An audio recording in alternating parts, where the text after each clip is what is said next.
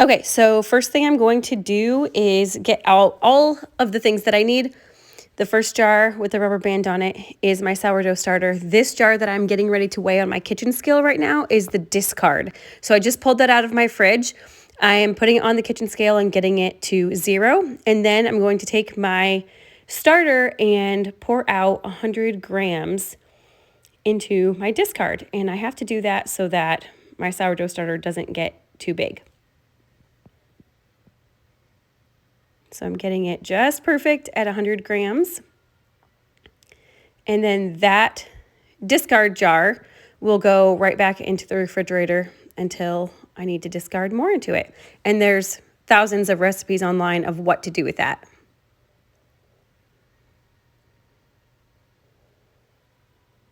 So next I'm going to put my sourdough starter on the kitchen scale, get it zeroed out in grams.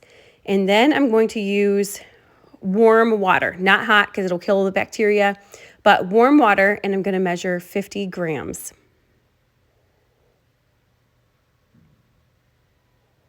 If I go a little bit over, like 52 grams or something, then I will just use the same amount of flour.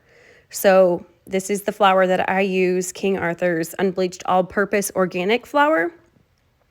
You could use a lot of different ones, but this is what I chose. So I'm going to re-zero out my scale and then put in 50 grams of flour.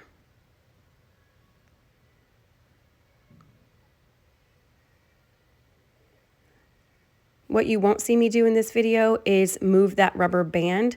I'm going to give this starter a quick stir so I can incorporate the water and the flour into it. And then I'll move the rubber band to mark where the starter is so that I can see if it rises.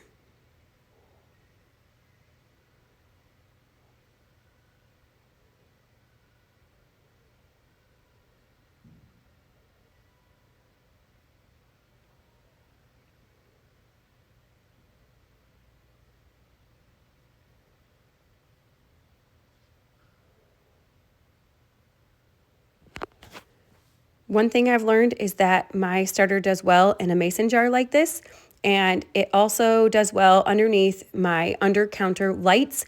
We keep our house at 68 degrees and it just wasn't warm enough to get the rise that I wanted.